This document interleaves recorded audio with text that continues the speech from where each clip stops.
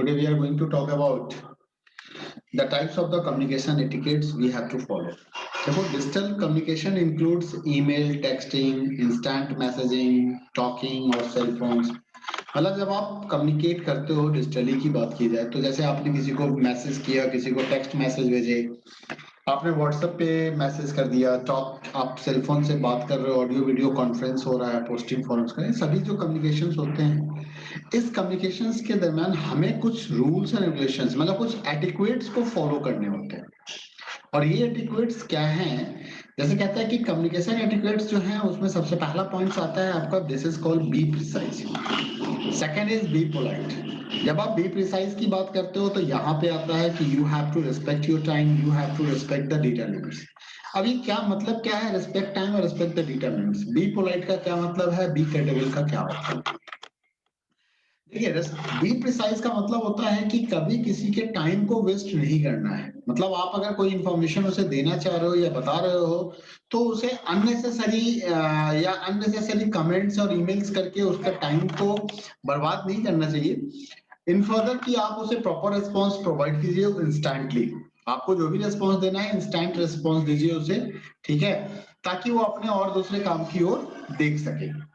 Respect data limit का क्या मतलब है? जैसे मान लीजिए कि आपके पास 2 GB, आपके पास 10 GB डेटा है, तो आपने तो 5 GB का फाइल अपलोड कर दिया। अब मेरे मोबाइल में सिर्फ 2 GB डेटा है, तो मैं इस फाइल को कभी डाउनलोड नहीं कर सकता अपने मोबाइल से।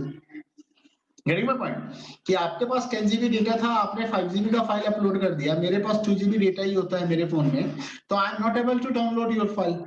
तो ये यहाँ पे क्या हो गया कि डेटा लिमिट्स को कहता है कि रेस्पेक्ट। मतलब आप कोशिश कीजिए कि फाइल छोटे से छोटे साइज का हो, जिसको अगर आप किसी से शेयर करना चाहते हो, कोई अटैचमेंट्स आप किसी को भेज रहे होते हो, तो वो भी डाउनलोड कर सके, है ना। इससे अच्छा क्या होगा कि अगर आप मान लीजिए डाउनलोड नहीं, आपको लगता है कि नहीं फाइल तो 5 GB का ही रहेगा, हम इसे कंप्रेस नहीं कर सकते हैं, तो instead of sending the whole file आप क्या कीजिए, इसको किसी गूगल क्लाउड पे स्टोर कर लीजिए, या तो गूगल ड्राइव में स्टोर कर दीजिए, या वन ड्राइव में स्टोर कर लीजिए, या याहू ड्रॉप बॉक्स में स्टोर कर लीजिए। कहीं ना कहीं स्टोर करके इसके लिंक को आप शेयर कर दीजिए।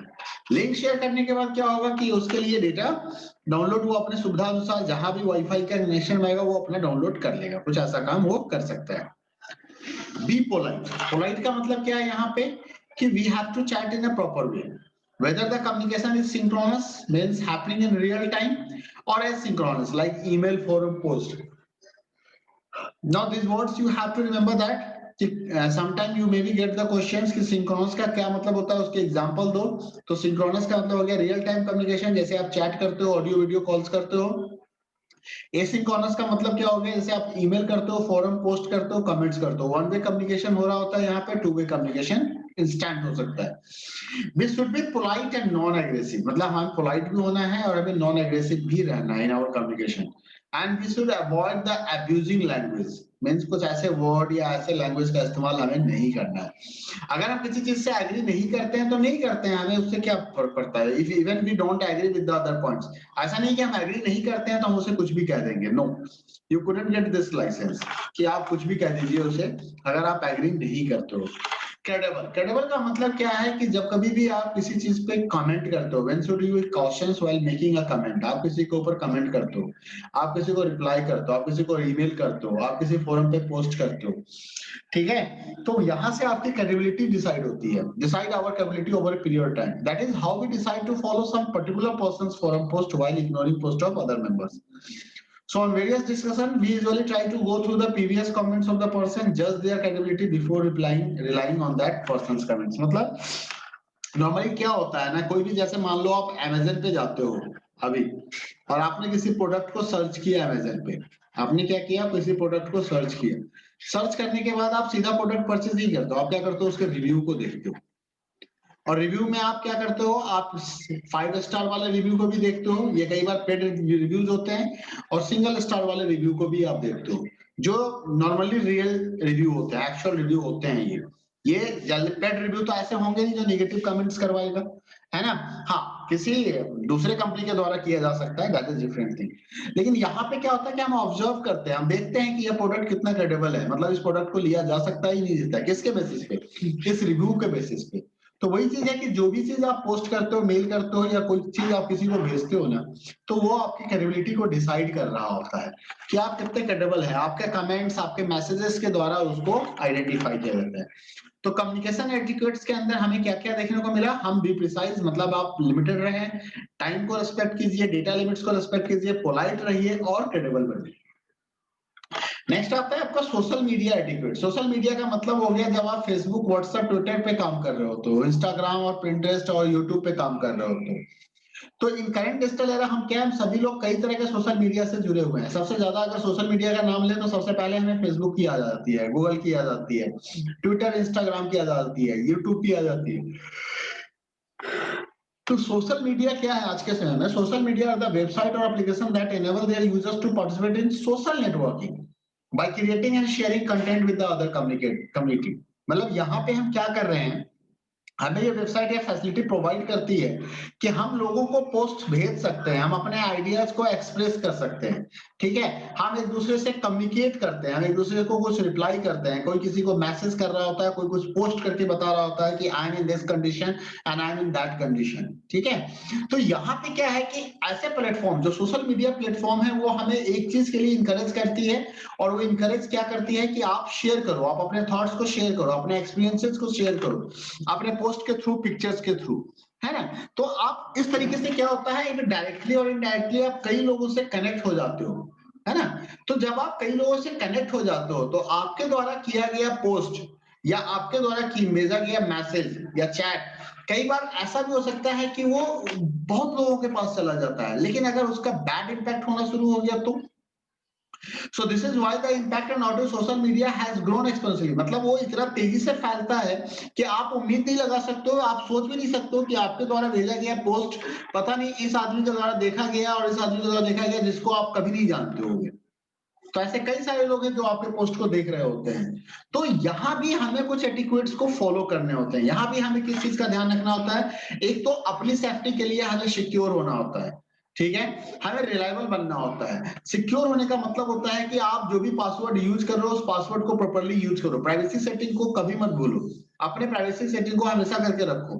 कौन आपका फ्रेंड है, कौन आपका फ्रेंड नहीं है, know who you be friend, beware of fake information. कई बार फेक इंफॉर्मेशन भी किसी और के द्वारा दिया जा सकता है, इस चक्कर में आप अपने पर्सनल और इंपॉर्टेंट इन्फॉर्मेशन शेयर मत कर देना।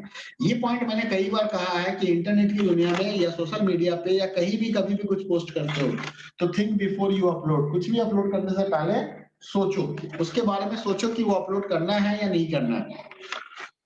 तो सिक्योर कैसे हो सकते हो? तो एक प्रॉपर पासवर्ड को चूज करके, ठीक है। आपको एक प्रॉपर पासवर्ड चूज करना है, जनरल पासवर्ड चूज नहीं करना है कि, है ना, किसी ने लिली, किसी ने रोज, किसी ने कोई पासवर्ड लिख देते हो, है ना। तो ऐसे पासवर्ड नहीं लेने हैं। पासवर्ड ऐसे लेने हैं जो थोड़ा सा मिक्स ऑफ कॉम्बिनेशन हो, मतलब कई तरह के कैरेक्टर्स का कॉम्बिनेशन बनता हो, अल्फाबेट हो, एबीसीडी हो, कैपिटल में हो, स्मॉल में हो, 0 to 9 डिजिट हो और सिंबल्स का इस्तेमाल हो रहा हो। कुछ ना कुछ सिंबल्स का आप यूज कर रहे हो, ऐसे ना, ऐसे कई सारे सिंबल्स हैं जिसमें से हम किसी भी सिंबल्स का यूज कर सकते हैं, ठीक है। तो आप किसी भी सिंबल्स को यूज करो इसके अंदर में। Know who you be friend. Social networks में क्या होता है, कई बार आपको ऐसे ऐसे लोग मिल जाते हैं, ऐसे ऐसे फ्रेंड रिक्वेस्ट आ जाते हैं जिसको आप कभी नहीं जानते हो। तो उसको चेक करो कि वो कौन है, वो कैसे आपके पास, उसका उसकी रिक्वेस्ट आपके पास कैसे आई, क्या हो सकता है, किस रीजन से उसने आपको रिक्वेस्ट किया होगा, या ऐसा क्या मीडिया मिला जिसके कारण उसने आपको रिक्वेस्ट किया। या तो उसके फ्रेंड लिस्ट में जाके चेक करो, उसके फ्रेंड लिस्ट में जाके चेक करो कि आपका कोई नोन उसका उसके फ्रेंड में तो नहीं है, कोई म्यूचुअल फ्रेंड्स तो नहीं है वहां पे। हाँ, अगर कोई म्यूचुअल फ्रेंड्स दिखते हैं तब तो आप समझ जाओगे, नहीं दिख रहे हैं तो बी केयरफुल। फेक इंफॉर्मेशन, कई बार ना इंटरनेट पे फेक इंफॉर्मेशन होते हैं, तो ये कहता है कि ऐसे इंफॉर्मेशन से बचना चाहिए, फेक इंफॉर्मेशन से हमेशा बचो। फेक न्यूज, मैसेज, पोस्ट, कई बार देखते होगे व्हाट्सएप पे मैसेज आ जाता है एडिडास शूज बेच रहा है, जियो मोबाइल का रिचार्ज करवा रहा है फ्री में। सोचने की बात है कि जियो अगर मोबाइल का रिचार्ज फ्री में करेगा तो वो क्या सेलेक्टेड व्हाट्सएप यूजर को ही करेगा? ये अपने पूरे जियो कस्टमर को नहीं करेगा, वो सभी को करेगा ना। तो जियो को क्या लगी है व्हाट्सएप पे मैसेज भेजने का कि भाई आप अपना मोबाइल आप इसको भेजिए और आपका मोबाइल 399 का रिचार्ज करवाइए फ्री में। और कई बार आपने महसूस किया होगा कि ऐसे लिंक पे जब आप क्लिक करोगे ना, और ऐसे लिंक पे क्लिक करोगे तो it will open a website, और उस वेबसाइट पे आपके कुछ पर्सनल इंफॉर्मेशन पूछे जाते हैं, प्राइवेट नहीं कह रहा हूं मैं, पर्सनल इंफॉर्मेशन कह रहा हूं मैं, मतलब वो आपके नाम, आपके एड्रेस, आपका मोबाइल नंबर, आपका जेंडर, आपका डेट ऑफ बर्थ, ऐसा कुछ एड्रेस आपसे पूछा जाता है, वो ऐसे इंफॉर्मेशन लिए जाते हैं। और फिर क्या कहा जाता है, फिर कहा जाता है कि इस लिंक को 10 व्हाट्सएप यूजर को आप शेयर कीजिए, इस लिंक को 10 आप अदर व्हाट्सएप यूजर को शेयर कीजिए, फिर आपको ना हम पैसे देंगे या रिचार्ज कर देंगे। What rubbish this is.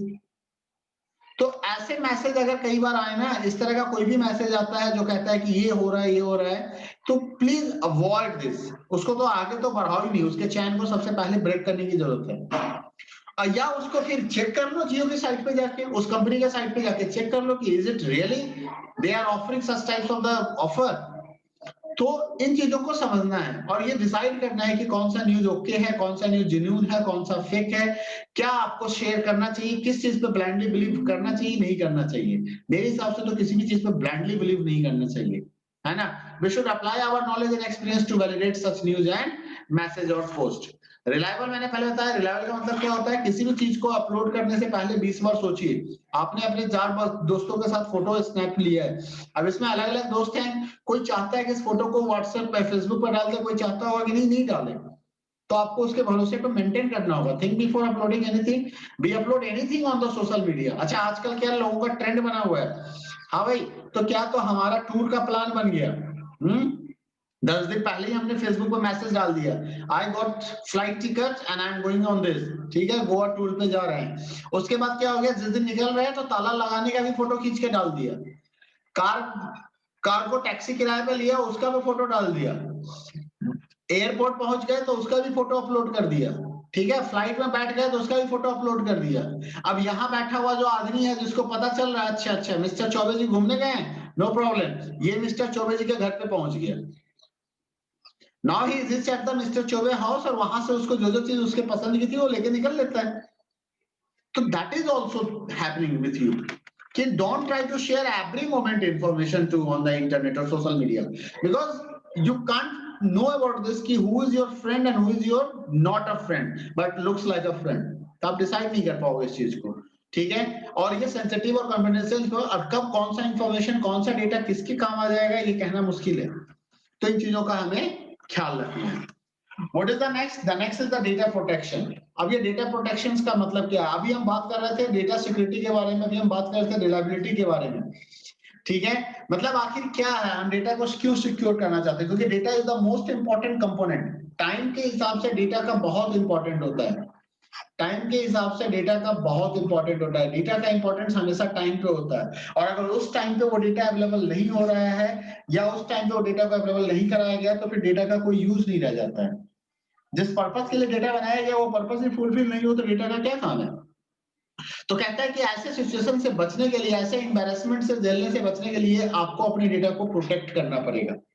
तो how you will protect your data in this digital age, data और information protection is mainly about the privacy of data. Normally हम किसकी बात कर रहे हैं, प्राइवेसी ऑफ डेटा की बात कर रहे हैं, जिसे आपने अपने मोबाइल या लैपटॉप पे स्टोर कर रखा है। अब क्या है कि कुछ ऐसे भी हो सकता है कि कुछ डेटा का कुछ ऐसा भी पार्ट्स हो सकता है जो आपको नुकसान पहुंचा सकता है, जिसके कारण आपको एम्बैरेसमेंट फील हो सकती है, जिसके कारण आप इनकन्वीनियंस हो सकते हैं, अनफेयरनेस हो सकते हैं, है ना।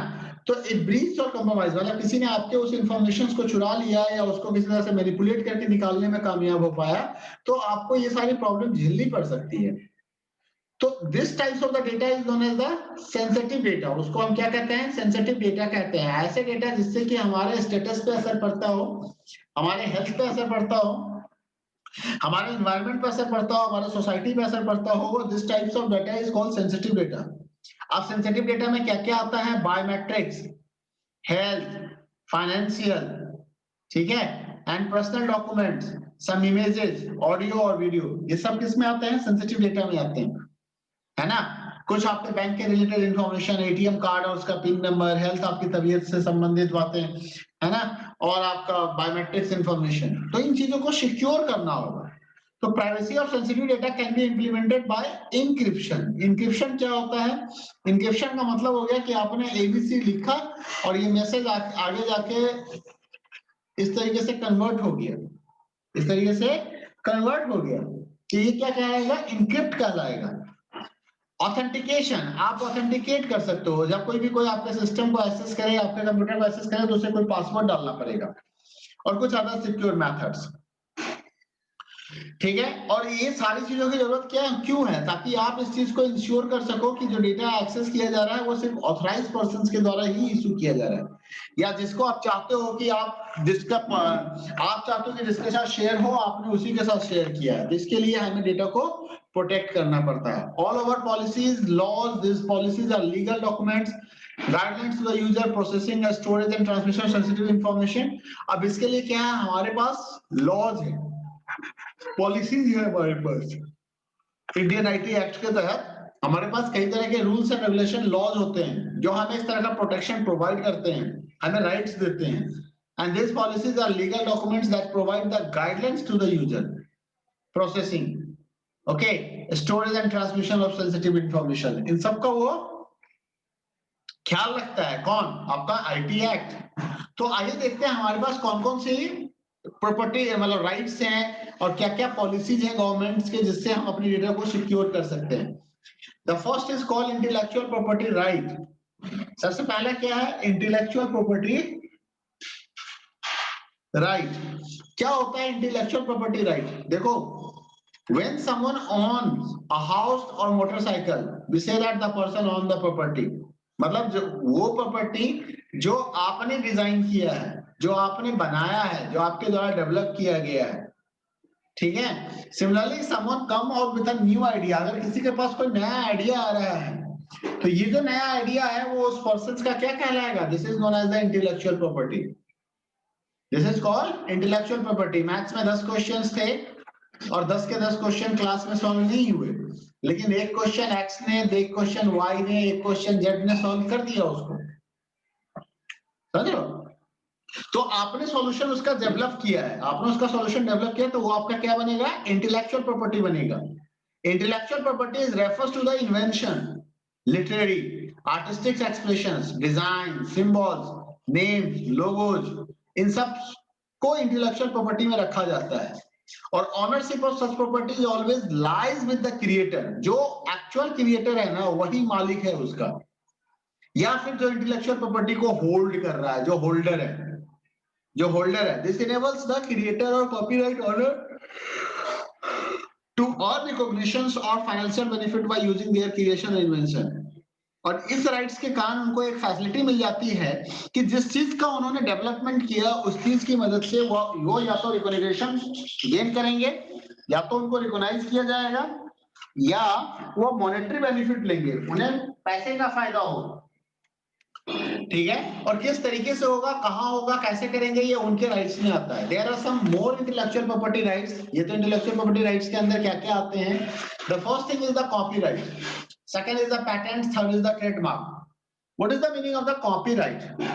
देखो, कॉपीराइट्स क्या है? कॉपीराइट्स एक लीगल राइट्स प्रोवाइड करता है क्रिएटर्स को, उसके अपने वो काम के लिए, दूसरे के काम के लिए नहीं, उसके अपने काम के लिए, ठीक है। और इस काम में क्या क्या आएगा? जैसे किसी ने राइटिंग किया है, किसी ने ऑथर है, कोई बुक लिख रहा है, किसी ने फोटोग्राफ अच्छी शूटिंग करता है वो, है ना, कोई ऑडियो रिकॉर्डिंग अच्छे से कर रहा है, कोई वीडियो बना रहा है, तो ये सब किस में आएंगे? कॉपीराइट्स में आएंगे। कॉपीराइट्स लॉ के अंदर आ जाते हैं। कंप्यूटर सॉफ्टवेयर भी आता है, अदर क्रिएटिव वर्क्स भी आता है, लिटरेरी आर्टिस्टिक वर्क्स भी आते हैं। तो कॉपीराइट के बारे में क्या कहा जाता है कि कॉपीराइट के लिए हमें कोई एप्लीकेशन लाने की जरूरत नहीं होती है। जब भी कोई नया चीज आप क्रिएट करते हो, तो ऑटोमेटिकली कॉपीराइट आपके पास शिफ्ट हो जाता है, it's automatically granted to you. So copyright laws gives the copyright holder a set of rights that they alone can avail legally. मतलब जो उनके लिए होता है, कॉपीराइट्स मतलब सिर्फ ऑनर के लिए है, ठीक है। And the rights include the right to copy a work, right to create, derive works based on it, right for the distribute the copies। जब कभी किसी को राइट दिया जाता है ना, तो उसमें 2-3 बातें लिखी होती है। क्या वो इसको यूज कर सकता है, क्या वो इसकी डुप्लीकेट कॉपी बना सकता है, क्या वो इसको डिस्ट्रीब्यूट कर सकता है अलग अलग लोगों को, ठीक है। और तो ये सारे राइट्स उसके तहत आते हैं, और वो डिसाइड करेगा कि अगर डिस्ट्रीब्यूट करना है तो कितने पैसे में डिस्ट्रीब्यूट करना है। तो जब भी कोई आप नया चीज बनाओगे, तो कॉपीराइट आपके पास ऑटोमेटिकली ट्रांसफर हो जाएगा, ठीक है। और अगर आप कॉपीराइट्स के नियम को फॉलो नहीं करते हैं, means you are going to break the laws, आप उससे परमिशन नहीं लेते हो उसको यूज करने से पहले, तो आपके अगेंस्ट एक क्रिमिनल फाइल लॉन्च की जा सकती है, आपके अगेंस्ट क्लेम किए गए, कंप्लेन किया जा सकता है पुलिस के पास, और साइबर लॉज के तहत आपको पनिशमेंट भी हो सकती है या आपको कुछ पेनल्टी देना पड़ सकता है। What is the next? After the copyright, we are going to talk about the patent. ये patent क्या चीज है? Patent होता है वो जो इन्वेंशंस के लिए होता है। अभी हम क्रिएशन की बात कर रहे थे कि हमने कुछ क्रिएट किया है, अब हम इन्वेंशंस की बात, हम कुछ खोज कर रहे हैं अपने नॉलेज के बेस पे या अदर्स के नॉलेज के बेस पे, हमने कुछ नया चीज का खोज शुरू कर दिया है ना। खोजने का मतलब ये नहीं कि आपका कोई सामान गुम हो गया था और आपने जाके ढूंढ लिया, समझे बात को, कुछ समथिंग न्यू क्रिएशन की बात हो रही है। अनलाइक कॉपीराइट, जैसा कि मैंने बताया कि कॉपीराइट तो खुद से मिल जाता है, लेकिन पैटेंट के लिए एप्लीकेशन करना होता है, हमें फाइल लगानी होती है उसके लिए। और when patent is granted, the owner gets an exclusive rights to prevent others from using. और जब पैटेंट आपको मिल जाता है तो आप पूरा कंट्रोल कर सकते हो अपने कंटेंट के ऊपर कि वो किस तरीके से यूज होगा, किस तरीके से सेल होगा, किस तरीके से डिस्ट्रीब्यूट होगा, इन सबके ऊपर।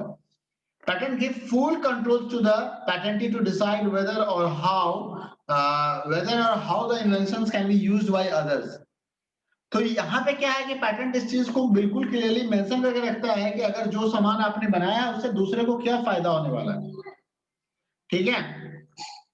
और ये कहता है कि इसका रीजन ये भी है कि यहाँ पे ये दूसरे लोगों को, साइंटिस्ट को और अदर स्कॉलर को क्या करता है, प्रमोट करता है नई चीज डेवलप करने के लिए। पैटेंट से हमें ये भी फायदा मिल जाता है ना, आपने क्या किया, किसी चीज का आविष्कार किया, अब उसका पैटेंट आपके नाम से मिल गया। अब कोई आदमी अगर इसको यूज करना चाहता है आपके पैटेंट को, तो ठीक है ना, यूज करो, लेकिन पे करो मुझे। क्या पे करो? तो रॉयल्टी पे करो मुझे, है ना, मुझे एक लमसम अमाउंट दो और प्लस रॉयल्टी लाइफ टाइम दो। तो ये एडवांटेज हो जाता है इससे। Patent protects an inventions for 20 years. अब ये देखो यहाँ पे एक मुझे टाइम लिमिट दे दिया है कि अगर आप कोई इन्वेंशन करोगे तो वो इन्वेंशन आपका कितने साल तक रहेगा, तो that is for the 20 years only. 20 years के बाद कोई भी उसको यूज कर सकता है। हाँ, आपको रिकॉग्निशन मिलेगा, आप बताया जाएगा कि ये इनका पैटेंट है, इन्होंने इसका ऑनरशिप ले रखा था, ठीक है। नेक्स्ट आता है ट्रेडमार्क। ट्रेडमार्क देखते होगे एक टीएम वर्ड, कई बार कई ऐड के ऊपर या किसी प्रोडक्ट के ऊपर आपने देखा होगा ये टीएम लगा होता है ना। मान लो हमने एक सिंबल डिजाइन किया, हमने एक सिंबल डिजाइन किया, मान लीजिए इस तरीके से, ठीक है, हमने एक सिंबल डिजाइन कर दिया इस तरीके से, और अब ये क्या बन गया, मेरा लोगो बन गया। अब ये क्या बन गया, मेरा लोगो बन गया। तो ये क्या हो जाएगा, मैं इसको पैटेंट करवाऊंगा अपने नाम से, तो मुझे इसके लिए ट्रेडमार्क लेना होगा, मतलब मेरे बिजनेस का ये लोगो है, तो उसके लिए हमें क्या करना होता है, ट्रेडमार्क रजिस्टर्ड करना होता है। जैसे कोई विजुअल सिंबल्स हैं, कोई वर्ड है, कोई नाम है ना, जैसे पेप्सी है, कोको कोला है, ये सब क्या है, नाम ही है, तो उसका ट्रेडमार्क हो रखा है। देखो स्पेशल डिजाइन में वो लिखते हैं चीजों को, है ना। लेवल दैट डिस्क्रिमिनेट्स ब्रांड और कमर्शियल एंटरप्राइजेस, कमर्शियल एंटरप्राइजेस और ब्रांड को रिप्रेजेंट करता है फ्रॉम अदर ब्रांड्स और कमर्शियल एंटरप्राइजेस, ठीक है। दूसरे ब्रांड से उसको डिस्टिंग्विश करना, मतलब आपको इजीली पता चल जाएगा कोको कोला जिस हिसाब से लिखा जाता है, या पेप्सी जिस हिसाब से लिखा जाता है ना, या आईबीएम जिस हिसाब से लिखा जाता है, ठीक है, ओके। तो अलग अलग, या माइक्रोसॉफ्ट का इंटेल हो गया, एचपी जिस हिसाब से लिखा जाता है, तो उसके लिखने के स्टाइल से ही आप उसको इजीली आइडेंटिफाई कर लेते हो कि ये कौन क्या लिखा हुआ होगा। तो यही एडवांटेज होता है ट्रेडमार्क का, ठीक है। अब जैसे नाइक का शूज आता है, तो आप कोई भी बंदा नाइक का शूज नहीं बना सकता, बाकी यहाँ पे लोग डुप्लीकेट बना देते हैं, कई बार नाइक को नीक बना के बना लेते हैं, और कई बार उसमें डी सामान लगा के बना लेते हैं, लेकिन लीगली तौर पे आप अलाउड नहीं हो कि आप नाइक को यूज कर सको कोई और शूज ब्रांड के लिए। हाँ, लेकिन नाइक का इस्तेमाल हम किसी दूसरे ट्रेड के लिए कर सकते हैं। मीन्स व्हाट, हम नाइक का पेंसिल बना सकते हैं, हम नाइक की नोटबुक बना सकते हैं, समझ लो। तो ये एडवांटेज है। इसके बाद बात आती है लाइसेंसिंग की। हम लाइसेंस की बात करेंगे, तो लाइसेंस का मतलब हो गया कि आपको एक परमिशन दिया जाता है, आपको एक ऑथराइजेशन दिया जाता है कि you can use my software, आप मेरे सॉफ्टवेयर को यूज कर सकते हो, आप मेरे एप्लीकेशंस को यूज कर सकते हो। तो उसे हम क्या कहते हैं, लाइसेंस कहते हैं। कंप्यूटर इंडस्ट्री में जो लाइसेंस दिया जाता है उस लाइसेंस सर्टिफिकेट का नाम होता है EULA, end user licence agreement, क्या नाम है इसका? End user licence agreement. ये फुल फॉर्म याद रखना, दैट वो हमें ये बताता है कि क्या हमें करना है और क्या हमें नहीं करना है।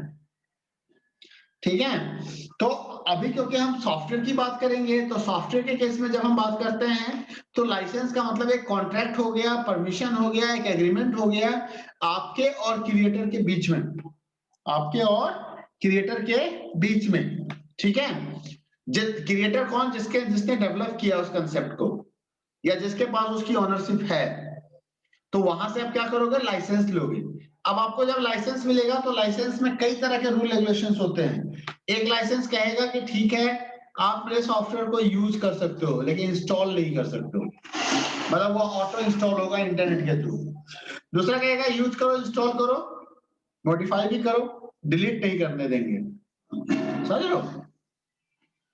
तो यहाँ पे क्या है, लाइसेंस में कई तरह की बात है। एक होता है लाइसेंस में कि आपको लाइसेंस मिलता है यूज करने का, एक होता है लाइसेंस जिसमें आपको कहा जाता है कि आप कॉपी कर सकते हो, एक लाइसेंस कहता है कि आप डिस्ट्रीब्यूट भी कर सकते हो, एक लाइसेंस कहता है कि आप मॉडिफाई भी कर सकते हो।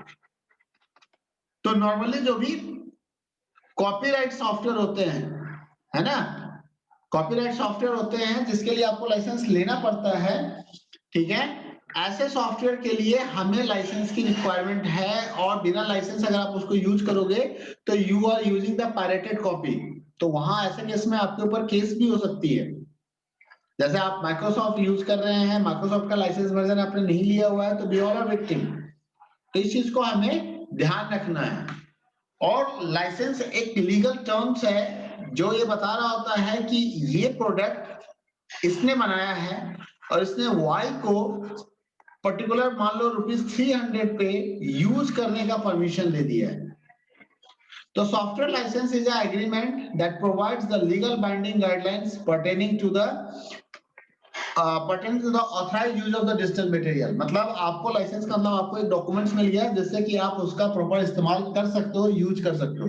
अगर आप बिना लाइसेंस का यूज करोगे तो इंडियन प्रॉपर्टी राइट्स के तहत आपके अगेंस्ट केस किया जा सकता है। अब है कि अगर मान लो किसी ने ऐसा काम कर ही दिया, किसी ने प्लेगरिज्म कर दिया, किसी ने इंटरनेट से डेटा को उठाया, चोरी करके दोबारा डाल दिया उसके ऊपर और ये बता दिया कि ये मेरा डेटा है, तो ऐसे केस में क्या होगा? आपके ऊपर केस हो सकता है। तो क्या क्या कंडीशंस हैं जहां पे वायलेशन ऑफ आईपीआर हो रहा है, मतलब ऐसे क्या क्या सिचुएशंस हैं जहां पे रूल्स को तोड़ा जा रहा है? सबसे पहले हम देखते हैं कि violation of intellectual property rights में happen in the following ways. क्या क्या वेज है? The first thing is the plagiarism. Plagiarism क्या है कि यहां से मैंने अब एनसीईआरटी का कंटेंट निकाला और दिखा दिया कि ये मैंने लिखा है, तो ये क्या कहलाएगा? प्लेगरिज्म कहलाएगा। Right now I am just teaching you, I am not going to paste it on my website. तो वहां तक तो ठीक है, लेकिन मैं पेस्ट करना शुरू कर दूंगा तो क्या कहलाएगा? This is called plagiarism. Plagiarism का मतलब होता है कि आपने किसी कंटेंट को कॉपी कर लिया, टेक्स्ट को शेयर कर लिया, पिक्चर या वीडियो को शेयर कर दिया या कॉपी कर दिया, और ये बता के कॉपी किया कि ये तो मेरी दिमाग की उपज है, ये किसी और ने नहीं कर रखा है, ये मैंने ही कर रखा है, जबकि किया हुआ कोई और होता है। तो इसे हम क्या कहते हैं? प्लेगरिज्म कहते हैं। If you copy someone contents from the internet but do not mention the source of the original creator, मतलब आपने कंटेंट कॉपी कर दिया लेकिन आपने ये बताया नहीं कि ये कंटेंट मैंने एक्स साइट से लिया है, ये कंटेंट मैंने वाई साइट से लिया है, ये कंटेंट मैंने जेड से लिया है, या ये मिस्टर राम ने लिखा है, ये मिस्टर श्याम ने लिखा है। अगर आपने ये नहीं बताया तो प्लेगरिज्म के आप विक्टिम हो जाओगे, मतलब तब प्लेगरिज्म हो जाता है। लेकिन अगर आपने क्या किया, उस वर्ड को यूज किया और बता दिया कि ये वर्ड इस पर्टिकुलर वेबसाइट के इतने नंबर पेज पे मिला था मुझे, तो फिर आप सेफ हो यहाँ पे। ठीक है, तो it is a serious ethical offence at some time considered as an act of the fraud. Even we take the consent from the open or public use, we should cite the author or source to avoid the plagiarism. मतलब कहता है कि ठीक है आपके पास कई बार permission आ भी गई हुई है, लेकिन उसके बावजूद भी आपको ये मेंशन करना चाहिए कि आपने ये कंटेंट कहां से लिया है।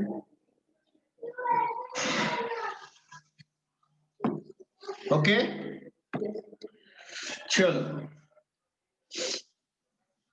नेक्स्ट आता है आपका कॉपीराइट इंफ्रिंजमेंट। कहता है कि अगर आपने कॉपीराइट रूल्स को नहीं फॉलो किया तो क्या होगा। Copyright is when we use the other person work without obtaining their permission. अगर आपने किसी से परमिशन नहीं लिया तो क्या हो गया, ये कॉपीराइट इंफ्रिंजमेंट हो गया।